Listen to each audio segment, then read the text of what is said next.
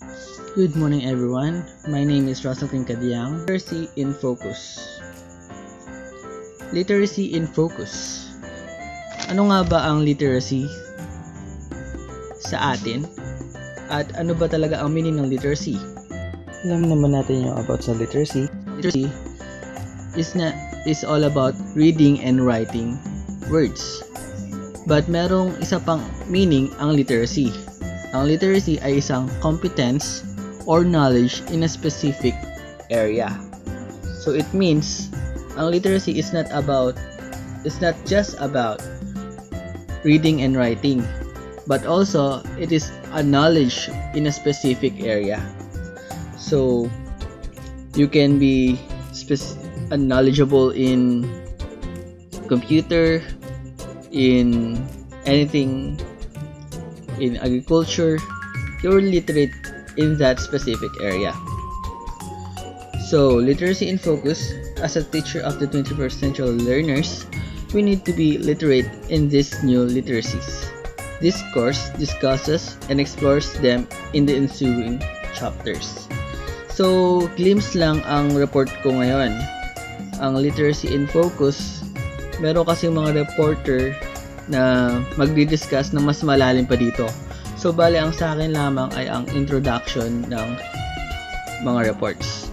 So, first, ang globalization and multicultural literacy discusses how our increasing ability to communicate with almost anyone, anywhere, in real life requires new skills and attitudes in interacting with people with their own cultures, perspectives, worldviews, and priorities different from our own, particularly with the end view of not only peace and understanding, but also mutual benefits and productivity. So globalization and multicultural literacy is all about culture, all about connection between nations. Kasi nga, ang globalization, or maybe isa pa lang tawag dito ay global literacy, ay it's all about connection of every countries. So, multicultural literacy, magkakaiba-iba man ang kultura natin, ang mga beliefs natin, ay palaging meron pa rin tayong iisang perspectives. O kaya yun ang multicultural literacy. So, para siyang isang sikat at famous na quote na unity in diversity. Kagaya ng for example sa Tarlac, multicultural literacy ang isa sa mga literacy ng Tarlac kasi nga tayo ang melting pot, Ilocano, Pampangan, Tagalog, nagsama-sama sa isang lugar, ay hindi pa rin nawawala yung connection ng bawat isa. Yun ang globalization and multicultural literacy. Social and financial literacies explores the need for the ability to navigate our own social networks or of both the online and offline variety to not only communicate clearly but also to leverage resources which we ourselves might not possess. At the same time, the chapter addressed the notorious problems of short-sightedness in Filipino culture regarding personal finances and how this must be addressed at an increasingly earlier age to help mitigate an ever widening gap between rich and the poor. So, social and financial literacies, kaya dyan ng financial literacies is all about numbers, numerical literacy. Kasama dito yung numerical literacy.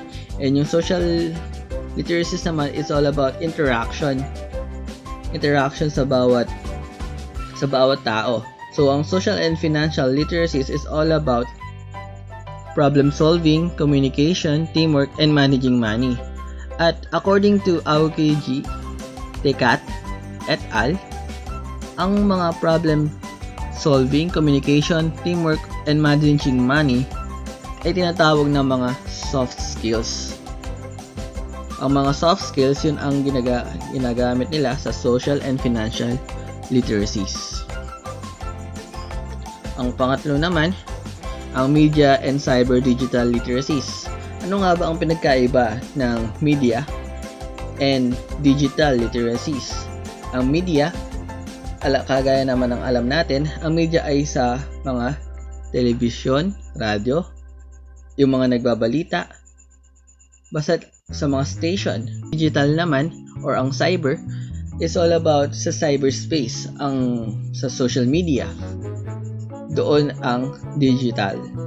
So, media and cyber digital literacies explore the emerging need to locate, verify, and ultimately manage online information, especially in an age where information is power and where having the right and wrong information and the ability to communicate it with others and use it to address real-world problems easily spell the difference between both personal and career success and failure.